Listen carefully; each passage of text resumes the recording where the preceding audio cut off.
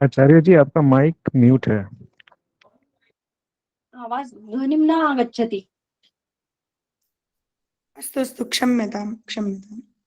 हाँ, आज के हम सत्र में रचनानुवाद कौमुदी के प्रथम अभ्यास को पढ़ेंगे, जिसमें कुछ सर्वनाम शब्द दिए गए हैं तथा कुछ संज्ञा शब्द दिए गए हैं। इनके साथ में इस अभ्यास को पूर्ण करना है।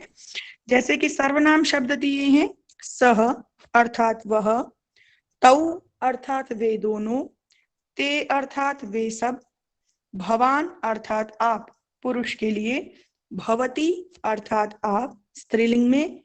इसी प्रकार से नाउन संज्ञा शब्द दिए राम, कृष्ण, ईश्वर, बालक, मनुष्य, नर इत्यादि जितने भी शब्द हैं ये संज्ञा शब्द हैं। इन शब्दों के साथ में इस अभ्यास को हम प्रारंभ, तो जो क वर्ग दिया गया है उसमें सभी सब्जेक्ट वाले शब्द दिए गए, संज्ञा शब्द, सर्वनाम शब्द, कुछ विशेषण शब्द, तथा जो ख है उसमें क्रियापद अर्थात होना इस अर्थ में भू धातु, पढ़ना इस अर्थ में पठ धातु, लिखना इस अर्थ में लिख धातु इत्यादि क्रियापद दिए गए हैं। तथा कुछ जो तृतीय भाग हैं जो न क्रियापद के अंतर्गत आते ना ही संज्ञा शब्द के अंतर्गत आते, वे शब्द हैं अव्यय शब्द, अर्थात स्थान सूचक हो सकते हैं या कुछ और शब्द पूर्ति के लिए, वाक्य पूर्ति के लिए प्रयोग किए जाते।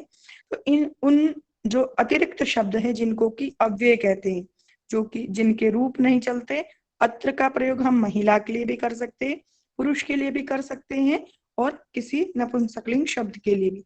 इसी प्रकार से यत्र अर्थात जहाँ या वहाँ, इह अर्थात यहाँ, तत्र अर्थात वहाँ, कुत्र अर्थात कहाँ, ये जो शब्द हैं अव्यय। तो तीन प्रकार के शब्दों को मिला करके यह शब्दकोश यहाँ पर प्रस्तुत किया गया। इसी प्रकार से आगे यहाँ कुछ सूचनाएं दी गई हैं। ये प्रतिदिन सूचनाएं पढ़ने की आप अवश्य देख लीजिएगा, परंतु प्रतिदिन बताई नहीं जाएगी। इसी को ध्यान में रखते हुए आगे का अभ्यास है। तो यहाँ पर संज्ञा शब्द, सर्वनाम शब्द भी हो सकते हैं, जो कि आपको बताया क वर्ग में। ख में धातु या क्रियापद होंगे और ग में अव्यय या क्रिया विशेषण, क्रिया के भी विशेषण होते तो वो, और विशेषण शब्द यदि ग है। तो इस प्रकार से 20 शब्द प्रतिदिन के मेरे ख्याल से प्राय इसमें रही 20-25 शब्द है, तो इनको अवश्य देख लेंगे तो इससे अभ्यास को करने में सहायता रही। आगे चिन्ह दिए लकीर अर्थात तक, ऐसा जो चिन्ह होता है हम कहते गांव से घर तक या 10 से 11 तक, 10 से 20 तक। तो 10 से लेकर के 20 तक की जो संख्या है उसके लिए से या तक अर्थ में हम ये चिन्ह लगाते हैं। तो जैसे कहीं पर दिया राम विद्यालय, तो राम से लेकर के विद्यालय तक के जितने शब्द हैं उन सभी शब्दों का रूप राम केवत, रामवत अर्थात राम के समान, राम के तुल्य, राम के सदृश चलेगा। इसी तरीके से यदि भवती वत दिया है तो भवती के समान चलेगा। ठीक है। इसी प्रकार राम, रामवत, राम शब्द के विद्यालय शब्द के समान रूप बनेंगे। भू का आगम, आगच्छति, भवतीवत रूप रहेंगे। यहाँ पर हम प्रथमा और द्वितीय विभक्ति से युक्त वाक्य बनाएंगे। तो प्रथमा विभक्ति में रूप बनता है रामः, रामौ, रामाः। संस्कृत भाषा में 3 वचन होते हैं, 3 लिंग होते हैं और 3 पुरुष होते हैं। यहाँ पर जो हम प्रयोग कर रहे हैं वो 3 वचन, एक के लिए एक वचन, 2 के लिए द्विवचन, कोई वस्तु या स्थान सूचक कोई नाम या ऐसा है, बहुत सारे हैं तो उसके लिए हम बहुवचन का प्रयोग करते हैं। साथ ही यहाँ का प्रथमा और कर्ता, प्रथमा अर्थात प्रथमा विभक्ति, 7 विभक्तियां होती है, प्रथमा, द्वितीय, तृतीय, चतुर्थी, पंचमी, षष्ठी, सप्तमी, और अष्टमी ना होकर के वहां संबोधन शब्द प्रयोग कर। इसी तरीके से इनका जो संक्षिप्त रूप है ये जो लगाएंगे रामः, रामौ, रामाः, बालकः, बालकौ, बालकाः, ग्रामः, ग्रामौ, ग्रामाः। जो अंत में सुनाई दे रहा है संक्षिप्त में वह अह, औ, आह। इसी तरीके से द्वितीय विभक्ति में अम, रामम, बालकम, कृष्णम, जनम, जनौ, जनान, पुरुषम, पुरुषौ, पुरुषान। इस प्रकार से ये रूप द्वितीय विभक्ति में चलेंगे। प्रथमा जो होता है वो कर्ता कहलाता है, द्वितीय विभक्ति जो होती है वो कर्म होती है। तो कर्म के बारे में आगे हम विस्तार से जानेंगे, अभी हम इन्हीं का प्रयोग करके वाक्य बनाते हैं। ठीक। तो नियम दिया गया है जो कि प्रारंभिक रचनानुवाद कौमुदी में भी दिया था, यहाँ भी दिया। उन्हीं नियमों को लेते हुए आगे जो और आवश्यक नियम है उनको इसमें जोड़ा गया। तो नियम प्रथम है, कर्ता के अनुसार क्रिया का वचन और पुरुष होता है। जैसे सह पठति, तो पठति यह प्रथम पुरुष एक वचन की क्रिया है, तो कर्ता भी प्रथम पुरुष एक वचन का। इसी प्रकार से क्रियापद जिस प्रकार का, यदि कर्ता मध्यम पुरुष बहुवचन का है यूयम, तो क्रिया भी मध्यम पुरुष बहुवचन की यूयम ऐसे ही प्रयोग की जाएगी। तो कर्ता के हिसाब से क्रिया आएगी। जब भी क्रिया और कर्ता में डिफरेंट रहेगा, तो आपको देखना है कर्ता किस वचन का किस पुरुष का है, क्रिया भी उसी वचन और उसी पुरुष की प्रयोग करेंगी। ठीक है, कर्ता प्रथम पुरुष एक वचन है तो क्रिया भी प्रथम पुरुष एक वचन होगी। कर्ता यदि मध्यम पुरुष द्विवचन का है तो क्रिया भी मध्यम पुरुष द्विवचन की रहेगी। तीन पुरुष होते हैं, प्रथम पुरुष, मध्यम पुरुष, उत्तम पुरुष। प्रथम पुरुष वह होता है जिसको हम अन्य पुरुष भी कहते हैं, जिसके बारे में हम बात कर रहे हैं, या कोई अन्य, वह, यह, या किसी का नाम। मध्यम पुरुष वह होता है जिसको हम कहते हैं तुम दोनों, तुम सब। और उत्तम पुरुष वह होता है जो मैं, हम दोनों, हम सब। तो तीनों पुरुषों के अपने अलग अलग क्रियापद हैं। आगे का भवत शब्द जो है वो भी हम किसी अन्य के लिए ही प्रयोग कर रहे हैं, भवत या सामने वाले को कह रहे हैं, लेकिन फिर भी इसमें विशेष विधान किया कि भवत शब्द का प्रयोग हमेशा सदा प्रथम पुरुष में ही होगा। अर्थात भवान, भवती ये हमेशा प्रथम पुरुष के कर्ता माने जाएंगे, और उनके साथ में भी क्रियापद भी प्रथम पुरुष। भवान पठति, भवान गच्छति, ऐसा ही क्रियापद प्रयोग होगा। भवान गच्छसि कभी नहीं बने। इसी तरीके से यदि स्त्रीलिंग में करेंगे तो भवती पठति, भवती गच्छति, भवती लिखति। भवती अर्थात आप। ठीक है, आगे कहा कर्ता में तीनों लिंगों में धातु का वही रूप रहता है। यदि मान लीजिए महिला पढ़ रही है तो महिला पठति, यदि कोई पुरुष पढ़ रहा है तो पुरुषः पठति। यदि मान लीजिए कोई नपुंसकलिंग शब्द भी है तो उसके लिए भी वही क्रियापद रहेगा। तीनों लिंगों में क्रियापद कभी भी बदलेगा नहीं, या अलग से कोई क्रियापद नहीं। कर्ता में प्रथमा आती है, कर्म में द्वितीया। कर्ता में प्रथमा विभक्ति होती है, कर्म में द्वितीय विभक्ति का प्रयोग किया जाता है। पंचम नियम है अपदम न प्रयुंजीत। अपदम अर्थात जिसको हमने पद नहीं बनाया। पद अर्थात संस्कृत में जब भी किसी शब्द को हम लेते हैं तो उसको सबसे पहले पद बनाना पड़ता, उसके आगे विसर्ग लगाना पड़ता है, उसकी एक प्रक्रिया से उसको एक प्रक्रिया के द्वारा वो शब्द को पद बनाए। तो यहाँ कहा कैसे मालूम चलेगा, तो यहाँ सारे शब्द जितने बता रखे हैं शब्दार्थ में, ये इन सभी शब्दों को पद बना करके, ये जितने लिखे सह तौ ते, ये आपको जितने शब्दार्थ बताएं ये सभी पद बने हुए, तो इनका ही प्रयोग करना है। बालक गच्छति ऐसा कभी प्रयोग नहीं हो, बालकः गच्छति। राम लिखति नहीं, रामः लिखति। तो इस प्रकार से बिना पद लगाए, या रामम वदामि की जगह राम वदामि ऐसा प्रयोग भी नहीं हो। तो अपदम न प्रयुंजित, बिना प्रत्यय लगाए, पठति की जगह रामः पठ ऐसा भी नहीं बनेगा। त्वम लिख ऐसा भी कभी भी नहीं बने। उनमें जो प्रत्यय बता रखे हैं, जिस वचन जिस पुरुष के, वो प्रत्यय लगा करके ही वाक्य प्रयोग करने हैं। ठीक है, आगे का 6 नियम, एक अर्थ वाले पर्यायवाची शब्दों में से एक का ही प्रयोग करना है। एक अर्थ वाले यदि अन्य पर्यायवाची भी है, जैसे वानरः, मरकटः ऐसे शब्द हैं, तो उनमें से एक का ही प्रयोग करना, सभी का प्रयोग करना कंपलसरी नहीं है। तो इस प्रकार से इन नियमों को देखते हुए यह अभ्यास हम करेंगे। इस अभ्यास का जो मुख्य बिंदु है वो है वर्तमान काल, प्रेजेंट। और कौन सा पुरुष है, प्रथम पुरुष। ठीक है, प्रथम पुरुष में सह तौ ते, एषः एतौ एते, जो ऊपर शब्दार्थ बता रखे, किसी व्यक्ति का नाम हो सकता है, या कोई सर्वनाम शब्द हो सकता है, या विशेषण शब्द भी हो सकता है। जैसे उदाहरण दिए हैं, वह पढ़ता है, सह पठति। यदि हमको नहीं अनुवाद स्पष्ट हो रहे तो हम यह उदाहरण देख करके भी कर सकते। वे दोनों पढ़ते हैं, तौ पठतः, वे सब पढ़ते हैं, ते पठन्ति। तो यहाँ एक अभ्यास रूप में बता रखा, उदाहरण रूप में, इन्हीं को देख करके आगे हमें अनुवाद बनाने। तो जैसे यहाँ दिया है वह लिखता है, तो वह की संस्कृत हमको कैसे मालूम चलेगी क्या है, तो ऊपर शब्दार्थ 25 जो शब्दार्थ बताए वहां बता रखा। तो वह की संस्कृत है सह। लिखती, लिखता है के लिए संस्कृत लिख बताया। सह प्रथम पुरुष एक वचन का करता है, तो क्रिया भी हो जाएगी लिखती।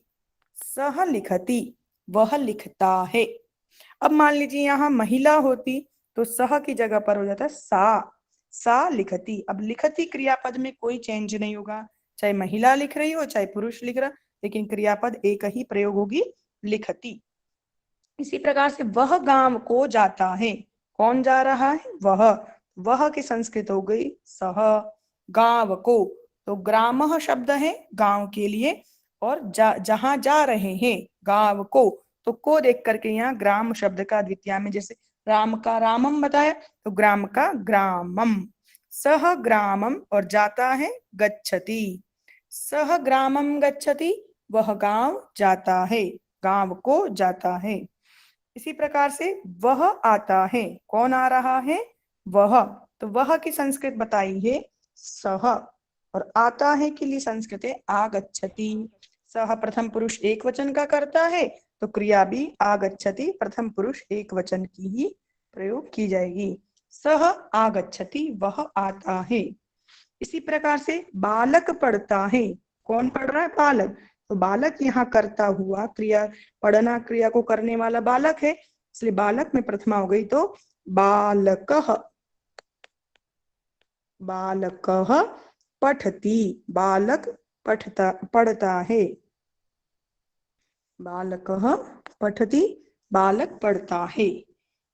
ठीक, तो यहाँ पर कर्ता प्रथम पुरुष एक वचन का है, इसलिए क्रिया भी प्रथम पुरुष एक वचन की पठति का ही प्रयोग किया जाएगा। इसके साथ ही राम लिखता है, लिखने वाला कर्ता कौन है, राम, तो रामः। लिखता है संस्कृत लिखती है, तो रामः लिखति, राम लिखता है।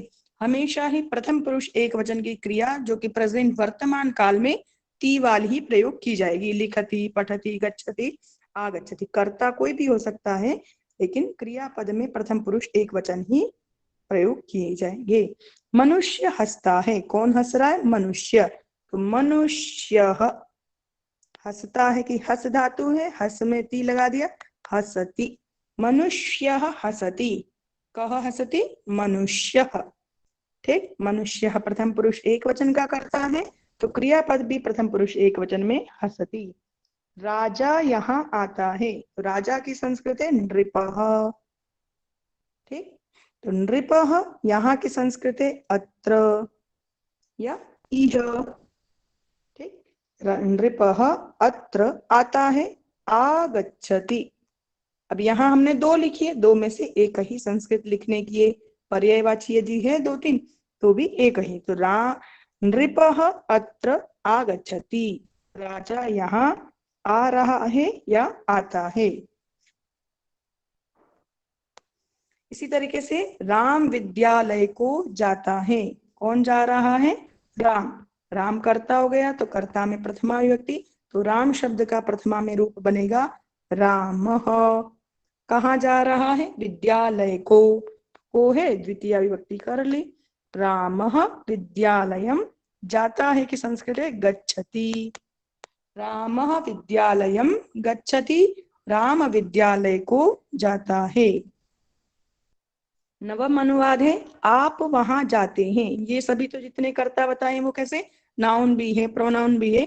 इसी के साथ में एक और शब्द है विशेष, आप, कौन जा रहे हैं, आप, जो कि हम आदर के लिए प्रयोग कर दे, तो आपकी संस्कृत है भवान। अब यहाँ स्त्रीलिंग होगी कि पुल्लिंग, तो जाते हैं यहाँ पर ये शब्द पुरुष के लिए प्रयोग कर रहे, तो भवान, कहाँ जाते, वहां की संस्कृत है तत्र, जाते हैं की संस्कृत गच्छति, भवान तत्र गच्छति। कभी भी भवान तत्र गच्छन्ति कभी भी प्रयोग नहीं होगा, आदर है, लेकिन फिर भी यहाँ पर क्या, भवान प्रथम पुरुष एक वचन का करता है, इसलिए क्रिया भी भवान तत्र गच्छति, आप वहां जाते हैं।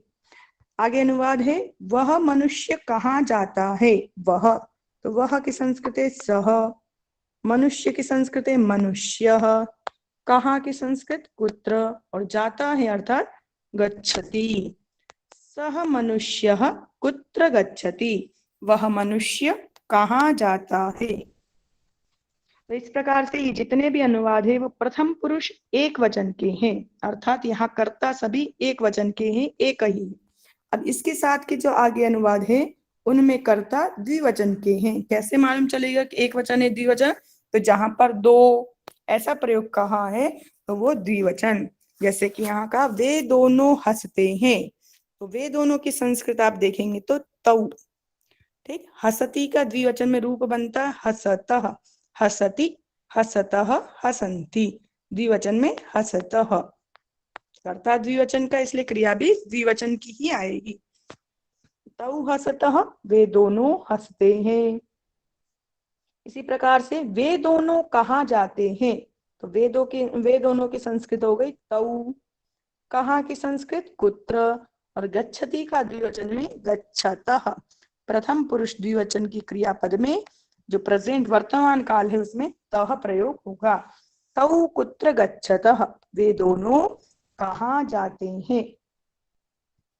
दो आदमी यहाँ आ रहे हैं, दो आदमी, तो दो की संस्कृत भी आप लिख सकते हैं द्वौ यदि लिखना चाहे तो, नहीं तो डायरेक्ट नरौ शब्द या मनुष्य भी कर सकते, मनुष्य अर्थात आदमी या मनुष्य।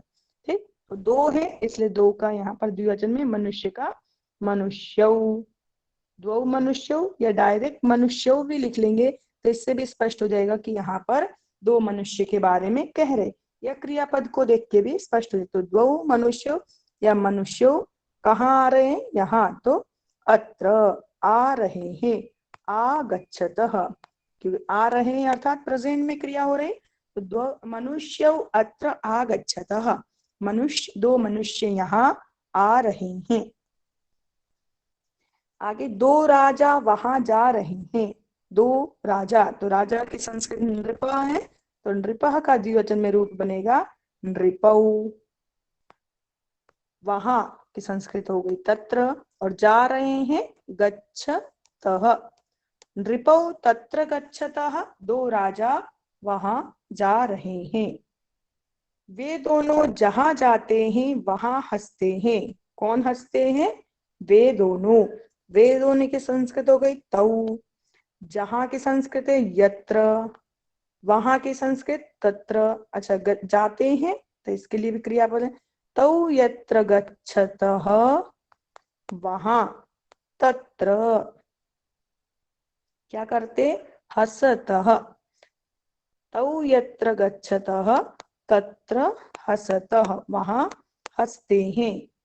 तो यहाँ यत्र और तत्र ये दोनों अव्यय शब्द हैं, इनका चाहे पुल्लिंग में प्रयोग हो किसी में भी ये ऐसे ही प्रयोग किए जाएंगे, इनमें कोई भी परिवर्तन नहीं होगा। तौ यत्र गच्छतः तत्र हसतः, वहां जहां जाते वहां हंस। आप दोनों आते हैं, तो आप दोनों भवान का द्विवचन में रूप बनता है भवन्तौ, भवान भवन्तौ। अभ्यास करेंगे तो धीरे धीरे शब्दार्थ भी याद हो जाएंगे। तो भवन्तौ आते हैं, आगच्छतः, भवन्तौ आगच्छतः, आप दोनों आते हैं। तो इस प्रकार से ये प्रथम पुरुष द्विवचन के कर्ता, प्रथम पुरुष द्विवचन की क्रियापद के साथ में यह अनुवाद पूर्ण हुए। आगे जो ग विभाग है, अब इसमें विभाग रूप में क्यों कहा, जब आगे आप अभ्यास करेंगे तो अभ्यास में आपको दिया गया होगा कि जो द्विवचन में ख अभ्यास है उसको आप एक वचन और बहुवचन में बदलें, तो वे दोनों की जगह आपको वह हंसता है ऐसे करके उसके अनुवाद कर लेंगे। ठीक है, बहुवचन में बनाने होंगे, एक वचन में दिए तो द्विवचन और बहुवचन में, बहुवचन में दिए तो एक वचन और द्विवचन में, ऐसे आपको अभ्यास के लिए दिया जाएगा। इसलिए ख ग अलग अलग विभाग दिए। वे सब यहाँ आते हैं, तो सब यह शब्द क्या बताता, बहुवचन को, तो बहुवचन का कर्ता होने से क्रिया भी बहुवचन। तो वे सब की संस्कृत है ते अर्थात वे सब। कहाँ आते, यहाँ, तो अत्र आते हैं, आगच्छन्ति, आगच्छति, आगच्छतः, आगच्छन्ति, वे सब यहाँ आते हैं, ते अत्र आगच्छन्ति। सब बालक विद्यालय जा रहे हैं, तो बालक का बहुवचन में राम का रामाह रूप बनता है, तो बालक का बालकाह। अब सर्व शब्द का प्रयोग करें तो ठीक है, नहीं करते हैं तो भी वाक्य पूर्ण है।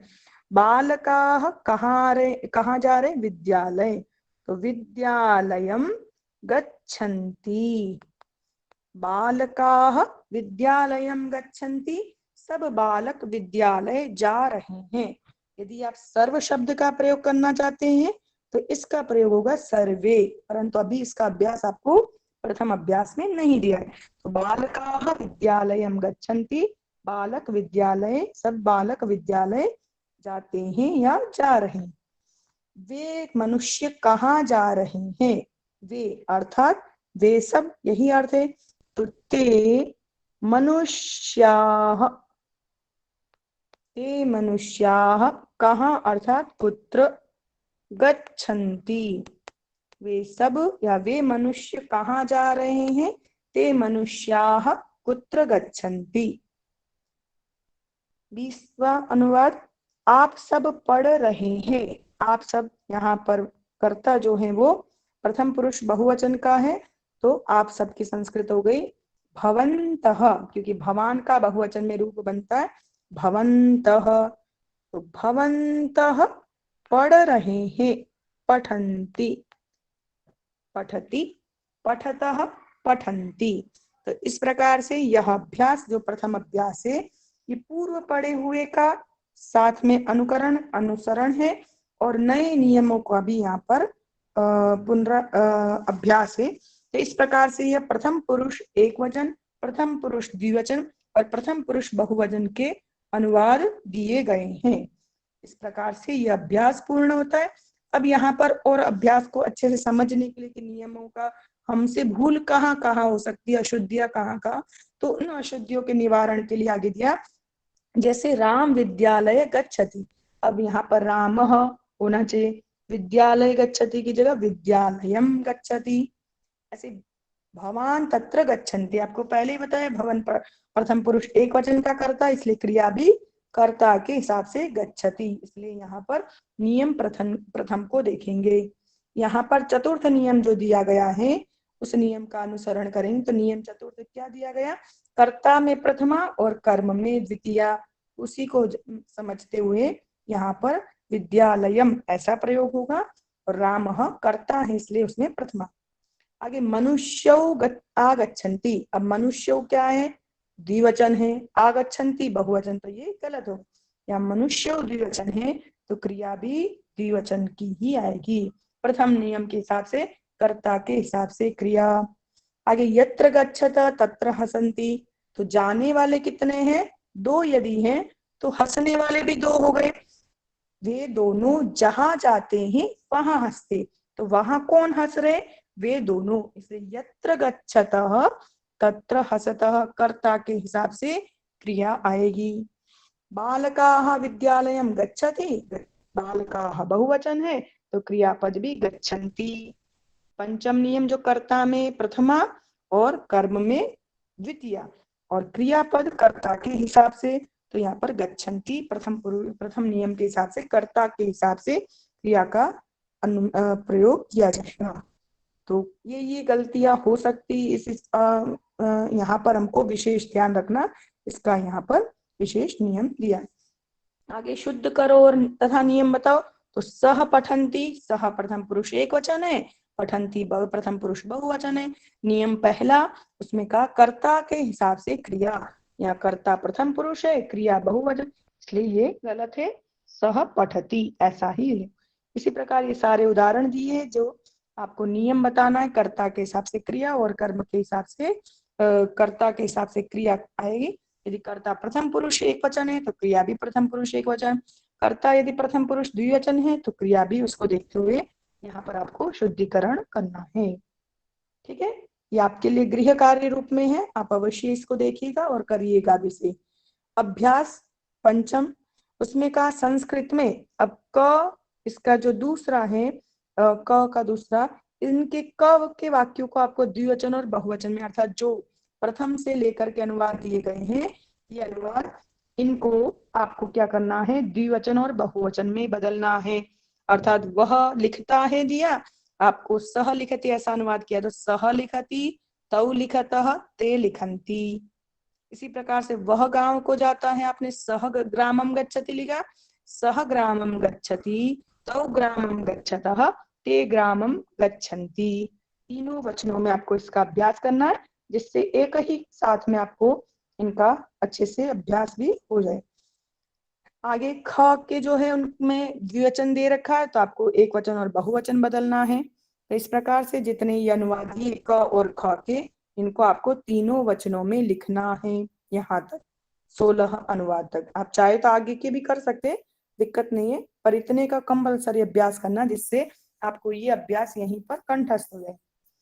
आगे कहा है पठ लिख गम आगम इनके प्रथम पुरुष के रूप बनाओ। तो पठ का पठती पठता पठंती है, लिख का लिखती लिखता लिखंती, गम का गच्छति गच्छतः गच्छन्ति, ये आपको रूप बताने लिखे।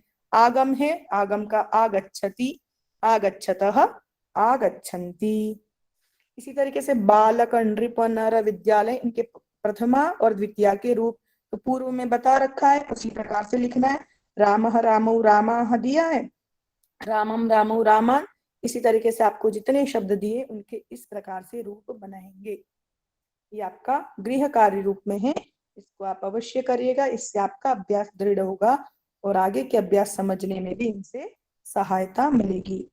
ठीक है, आगे द्वितीय अभ्यास देख लेते हैं, जिसमें बहुत ज्यादा टफ नहीं है।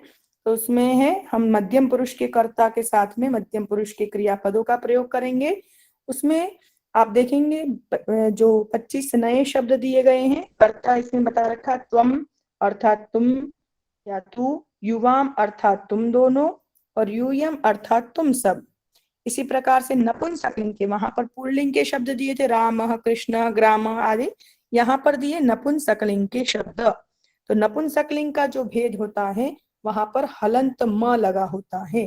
फलम पुष्पम नगरम गृहम वातायनम व्यजनम इत्यादि जो शब्द हैं जिनमें अंत में म है या फिर सर्वनाम शब्द होगा तो तत् तत् एतत्, ऐसे जो शब्द हैं ये सभी नपुंसकलिंग के शब्द कहलाएंगे।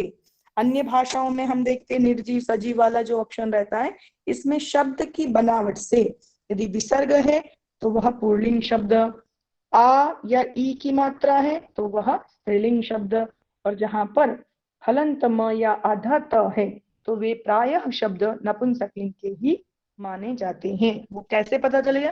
तो प्रथमा विभक्ति के एक वचन में यदि हलंत म है अर्थात यह शब्द नपुंसकलिंग है। कुछ उदाहरण रूप में यहाँ पर दिए गए हैं, ये सभी शब्द नपुंसकलिंग के हैं। तो इस प्रकार से समझ सकते हैं कि जिन जिन के अंत में म आधा है वे सभी नपुंसकलिंग शब्द है।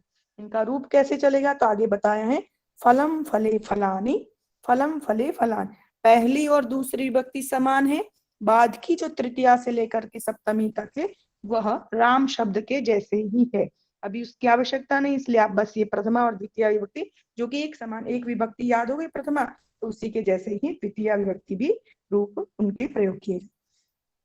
साथ ही ख में क्रियापद दिए हैं, रक्ष वद पच पत नम इत्यादि, ये कुछ क्रियापद नए क्रियापद दिए। पतति पतता पतंती गिरता है, ठीक है। नमति नमता नमंती नमन करता है। वदति वदता वदंती बोलता है। रक्षति रक्षता रक्षंती रक्षा करता है। पचती पचतः पचंती पकाता है। तो इस प्रकार से कुछ नए क्रियापद दिए हैं, इनका भी आप चाहें तो एक सूचीबद्ध बना सकते हैं जब आप देखना चाहें, या क्रम से क से कितनी क्रियापद आई है, अ से कितनी क्रियापद, तो अनुक्रमणिका के रूप में भी आप इसको बना सकते हैं जब जब आपको आवश्यकता लगे, क्योंकि इनका बार बार पुनरावर्तन नहीं होगा पर प्रयोग अवश्य होगा। तो आपको बार बार नहीं बताया जाएगा कि पच अर्थात पकाना, वदती अर्थात बोलना, या आप एक बार यहाँ सीख लिए, इसी का ही पुनरावर्तन कहीं पर वदती क्रियापद का प्रयोग होगा, बोलता है। तो आपने यदि सूची बना रखी होगी या आपको ध्यान होगा तो आप वाक्य अच्छे से बना सकते हैं। इसी प्रकार से जो ग विभाग है उसमें नए नए अव्यय शब्द हैं जो कि हमारे वाक्य को पूर्ण करने के लिए या आवश्यक जो शब्द हैं उनका यहाँ पर जो विभक्ति आदि से रहित है। तो अद्य, संप्रति, इदानीम, अधुना, ये जो शब्द है अद्य अर्थात आज, संप्रति, इदानीम, अधुना, इनका अर्थ तीनों का अब, अभी या अब, और यदा मतलब जब, तदा मतलब तब, और कदा मतलब कब। तो इन शब्दों का प्रयोग करके आगे वाक्य बनाने होंगे हमें। तो ये शब्दकोश अवश्य रोज का रोज आप पूर्व में भी देख सकते हैं, कक्षा में आने से पूर्व थोड़ा आप इसका भी अध्ययन कर सकते हैं। ठीक है, तो पुस्तक के रूप है, फल के रूप है, पुष्प के रूप है, इन सभी के रूप इसी तरीके से फल की तरह ही बनेंगे। यहाँ भू धातु का मध्यम पुरुष में, पठ धातु का मध्यम पुरुष में रूप क्या बनेगा? तो सी थ थ, द्विवचन में थह और बहुवचन में थ। तो यहाँ शुद्ध रूप संक्षिप्त रूप जो बताया असी अर्थात पठसी पठथः पठत, लिखसी लिखथः लिखथ, गच्छसी गच्छथः गच्छथ। तो इस प्रकार से मध्यम पुरुष में सी थह थ इनका प्रयोग होगा। रक्षादि धातु के भी रूप इसी प्रकार से चलेगा, रक्षति रक्षथ रक्षन्ति रक्षसी रक्षथ रक्षत, वदसी वदस वदसी वदथ वदथ, वदति वदत वदन्ति, पतसी पतथ पतथ, पचसी पचथ पचथ। इस प्रकार से इन सभी क्रियापदों के रूप एक प्रकार ही चले। यदि आपको एक रूप अच्छे से स्पष्ट हो गया, उसका प्रयोग अच्छे से करना आ गया, तो आगे के और जितने क्रियापद हैं वर्तमान काल के, उनका भी आप इसी प्रकार से प्रयोग कर पाएंगे। आगे संस्कृत में 3 वचन होते हैं, आपको पूर्व में ही बता दिया। यदि एक व्यक्ति, एक वस्तु, एक स्थान आदि का नाम है तो एक वचन का प्रयोग होगा, 2 है तो द्विवचन, और बहुत है 3 या उससे ज्यादा संख्या है तो बहुवचन का प्रयोग किया जाएगा। इसी प्रकार से इसी को स्पष्ट कर दिया। 3 या अधिक के लिए बहुवचन। 3 पुरुष होते हैं, प्रथम पुरुष जिसको अन्य पुरुष भी कोई कहते हैं, मध्यम पुरुष। तो प्रथम पुरुष के कर्ता कौन कौन से? तो वह, वे दोनों, वे सब, या फिर किसी व्यक्ति का नाम, वस्तु का नाम, स्थान का नाम, ये सभी प्रथम पुरुष या अन्य पुरुष में आते हैं। मध्यम पुरुष में अर्थात तू, तुम दोनों, तुम सब फिक्स है, इसमें यही 3 रहेंगे। उत्तम पुरुष में भी फिक्स है, मैं, हम दोनों, हम सब। तो इस प्रकार से ये जैसे कर्ता लिखे हैं, क्रियापदों का प्रयोग भी उसी हिसाब से करेंगे। नियम, संस्कृत में संबोधन सहित 8 विभक्तियां अर्थात कारक होते हैं। संबोधन को यदि गिने तो 8 विभक्तियां होती हैं। इसको 8 विभक्तियां इसलिए भी नहीं बोलते क्योंकि उसमें जो प्रथमा विभक्ति का रूप होता है वही संबोधन में प्रयोग होता है, सिर्फ एक वचन में बदल जाता है। विसर्ग है तो विसर्ग हट जाएगा, ई है तो उसको ह्रस्व ई हो जाएगा, कहीं पर ह्रस्व ई है तो ए हो जाएगा। ये आगे अभ्यास जैसे जैसे आप करते जाएंगे स्पष्ट होता जाएगा। तो कुछ 8 विभक्तियां कहते हैं, कुछ उसको 7 विभक्तियां, और कारक 6 गिनते हैं। यहाँ उन्हीं कारकों में प्रयोग के लिए ये 8 विभक्तियां होती हैं। उनके नाम और चिन्ह इस प्रकार से हैं। कैसे हमको पता चले कर्ता कौन है, कर्म कहाँ कौन है, करण किसको कहते? तो यहाँ उसका एक प्रारूप यहाँ बता रखा है कि प्रथमा विभक्ति जो होती है वो कर्ता में प्रायः उसका चिन्ह हम क्या कह सकते हैं, लंग लकार में हमको पता चल जाता है। भूतकाल उसने कहा, उसने पढ़ा, तो ने दिखाई देता है, इसलिए वहां पर एक चिन्ह मान सकते हैं कि कर्ता के लिए ने चिन्ह है, या फिर जो क्रिया को कर रहा है या जो प्रथम पुरुष का शब्द है, नाम है, वह सभी कर्ता कहलाएंगे। इसी प्रकार से कर्म में द्वितीय, जिस कार्य को करना बहुत अत्यधिक इच्छा से करना चाहता है वह कर्म कहलाता है, उस कर्म में द्वितीय होती है। तृतीय करण कारक में, जहां पर ने भी दिखाई देगा, कहीं से कहीं के द्वारा, राम के द्वारा, हाथ के द्वारा, पुस्तक के द्वारा, तो ऐसा जो है वह करण कारक तृतीया विभक्ति। चतुर्थी जो कि संप्रदान, अच्छी प्रकार से, भली प्रकार से देना या दान करना, दा धातु के योग में चतुर्थी विभक्ति, संप्रदान कारक में चतुर्थी विभक्ति होती है। ऐसे ही पंचमी विभक्ति अपादान कारक, अपादान मतलब अलग होना, विभाग होना, विभक्त होना, दूर पेड़ से पत्ते का गिरना, अलग हो रहा है, इस प्रकार से उसमें अपादान कारक में पंचमी विभक्ति। संबंध षष्ठी विभक्ति है, इसको कारक नहीं गिना जाता है, पर अभी हम इतना ही परिचय लेंगे कि संबंध में षष्ठी विभक्ति होती है, जिसके चिन्ह का, के, की, मेरा, मेरी, हमारा, हमारे, हमारी। तो ऐसे जहां पर रा, रे, री, का, के, की दिखाई देगा तो वहां संबंध में षष्ठी विभक्ति होगी। आगे सप्तमी जो कि अधिकरण कारक, बेस बताना हो, में या आधार बताना, में, पर इत्यादि में सप्तमी विभक्ति होगी। और संबोधन हे, आए, भो, विस्मय आदि या किसी को दूर से बुलाना आदि के लिए जो प्रयोग करते, संबोधित करते, तो संबोधन में प्रथमा विभक्ति होती है। तो इस प्रकार से ये 8 विभक्तियां, 8 विभक्तियों से जोड़ने वाले जो कारक है उसके बारे में संक्षिप्त में हमने जानने का प्रयास किया। आगे एक नियम और है, बस उस नियम को देख लेते हैं। अचहीनम परेण संयोज्यम, इसमें का अचहीनम, जिसमें अच नहीं है। अच अर्थात कल हम वर्णमाला पढ़ रहे थे परसों, तो वहां पर आपको बताया था कि स्वर का एक नाम अच भी है, त्वच क्यों कहते हैं? क्योंकि अ से लेकर के जो च पर्यंत जितने वर्ण आ रहे वो स्वर वर्ण है, उन्हीं स्वर वर्णों का नाम व्याकरण शास्त्र में अच है। तो अचहीनम, जिन वर्णों के जिन अक्षरों के अंत में अच नहीं है, ठीक है, और बाद वाला कोई, बाद में यदि कोई अच है, ठीक है, उस हलंत, ये ऐसे समझ सकते, आधे अक्षर के बाद में कोई व्यंजन अक्षर, व्यंजन, आधे व्यंजन अक्षर के बाद में कोई अच है, कोई स्वर है, तो उसको क्या कर देना चाहिए? मिला देना, परेण संयोज्यम, बाद वाले से जोड़ देना चाहिए। हलंत अक्षर को अच के साथ में मिला देना चाहिए, स्वर के साथ में मिला, ये अपनी इच्छा से स्वैच्छिक नियम है। आप मिलाना चाहे तो त्वम प्लस अद्य भी लिख सकते हैं, तो मध्य भी लिख सकते हैं, और त्वम अद्य ऐसा भी प्रयोग कर सकते हैं। तो ये स्वैच्छिक है, आपकी इच्छा पर डिपेंड है कि आप करना चाहते हैं, नियम ये लगाना चाहते हैं या नहीं, ठीक है। दोनों ही अपवाद इसमें दे रखे। तो इस प्रकार से इन नियमों को, इनको देखते हुए आगे का जो द्वितीय अभ्यास है उसको हम कल पढ़ेंगे, ठीक है। तो आज के लिए अभी इतना ही रखते हैं। आप सभी का बहुत बहुत धन्यवाद जुड़ने के लिए। ओम का उच्चारण करके यदि प्रश्न है तो बाद में हम प्रश्न पूछ लेंगे, ठीक जी।